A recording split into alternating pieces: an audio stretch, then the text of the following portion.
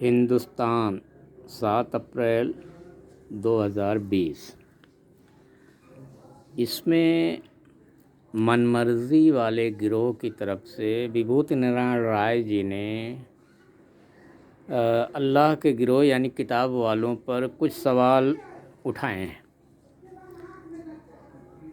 تو اس میں پہلی بات تو یہ کلیئر ہو جانی چاہیے کہ جو مسلمان کہتا ہے یا کرتا ہے وہ اسلام نہیں ہے۔ اسلام وہ ہے یعنی دھرم وہ ہے جو قرآن میں ہے یا صحیح حدیث میں ہے۔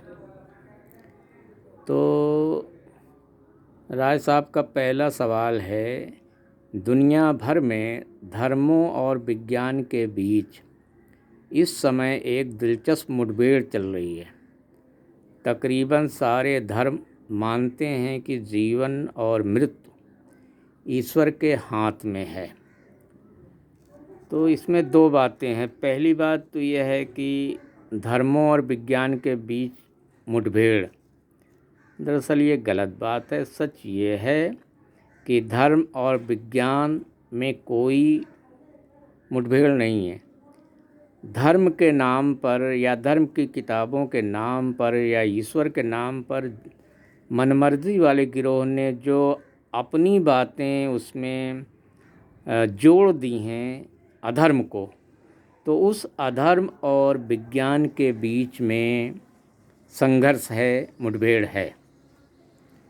دوسری بات آپ نے کہی ہے کہ اس میں جیون مرتیو ایشور کے ہاتھ میں ہے۔ یہ سچ ہے، اور اس کو ہم دوسرے طریقے سے یوں کہہ سکتے ہیں کہ یہ اللہ یعنی ایشور کے علم یعنی گیان میں ہے کہ کون آدمی کب مرے گا، کیسے مرے گا۔ دوسرا سوال رائے صاحب نے اٹھایا ہے کہ کتاب والا گروہ آدھنک شکشا بھی ان کے لیے حرام ہے، کیونکہ یہ یہودی اور پاشچات مولوں پر آدھارت ہے اور اس کی جگہ اسلامی شکشا دی جانی چاہیے۔ یہ دوسرا سوال ہے اللہ کے گروہ پر یعنی کتاب والوں پر۔ تو اس میں سمجھ لیں کہ آدھنک کا مطلب ہوتا ہے کہ آج تک کی جو نئی کھوجی ہوئی تکنیک ہے یا جو مشینیں ہیں اس کا استعمال کرتے ہوئے شکشا دینا۔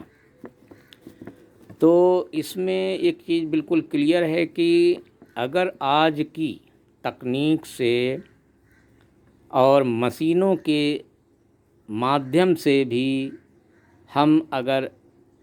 ہمیں اگر شراب بنانے کی شکشا دی جائے گی تو وہ حرام ہے، یعنی کشکشا۔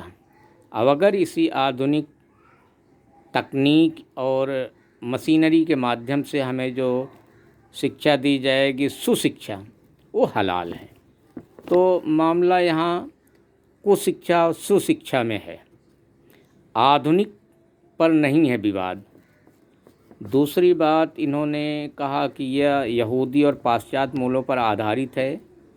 تو اب جو بھی مشینری یا تکنیک کی کھوج کرے گا وہ چاہے یہودی ہو یا پاشچات ہو، اس پر کوئی وواد نہیں ہے۔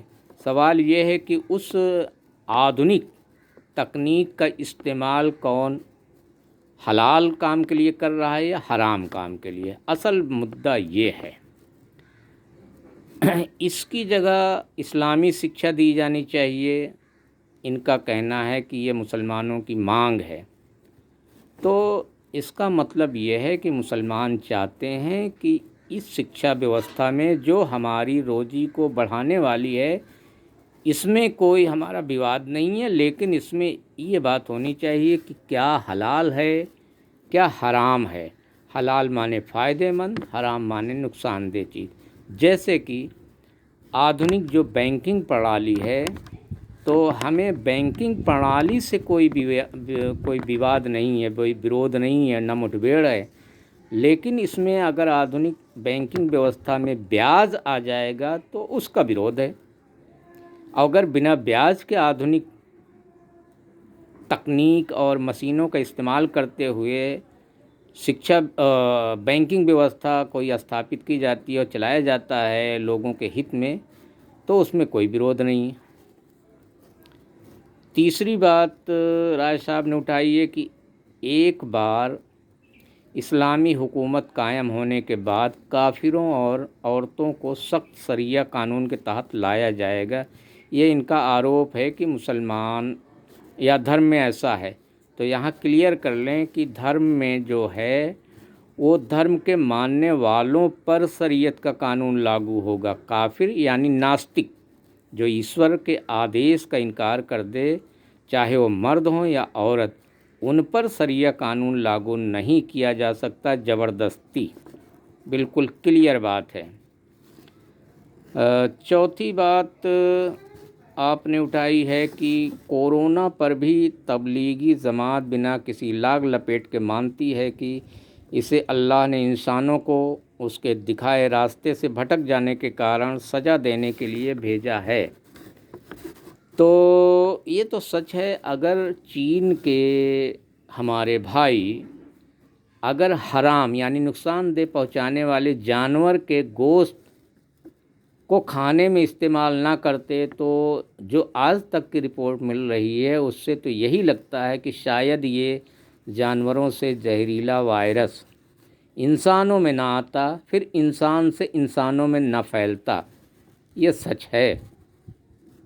इसके अलावा आपने राय साहब ने उठाई है बात की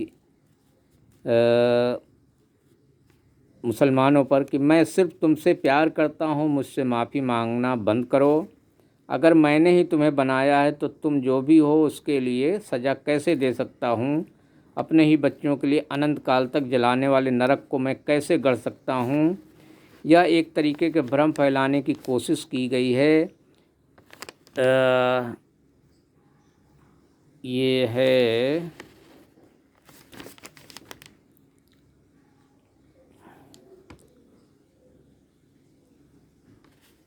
स्पिनोज़ा के नाम पर।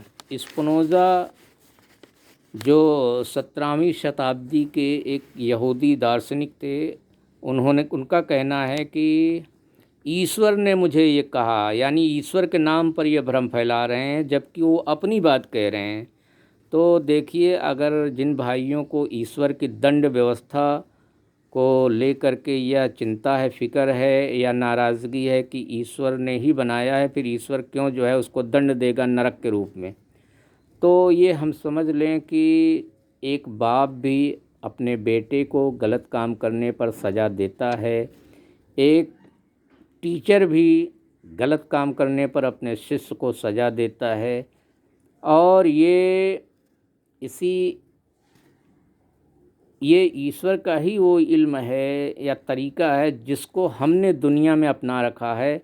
और हमारी सरकारें भी अपने कानून के मुताबिक जो इंसान गलत काम करते हैं उनको सज़ा देता है। हालांकि वो ये सब लोग मोहब्बत करते हैं, लेकिन अव्यवस्था न फैले इसलिए वो सज़ा का प्रावधान है। ये कुछ ख़ास सवाल थे जिसका मैंने जवाब देने की कोशिश की है और उम्मीद है कि इससे बात को समझने में कुछ लोगों को आसानी होगी। ये तो मनमर्जी वाले गिरोह और किताब वाले गिरोह के बीच का संघर्ष है जो क़यामत तक जारी रहेगा। मनमर्जी वाला गिरोह सवाल उठाएगा, अपने ढंग से हमला करेगा, और अल्लाह का गिरोह यानी किताब वाला गिरोह अपनी जानकारी के मुताबिक उसको जवाब देता रहेगा। ये बात है जो है।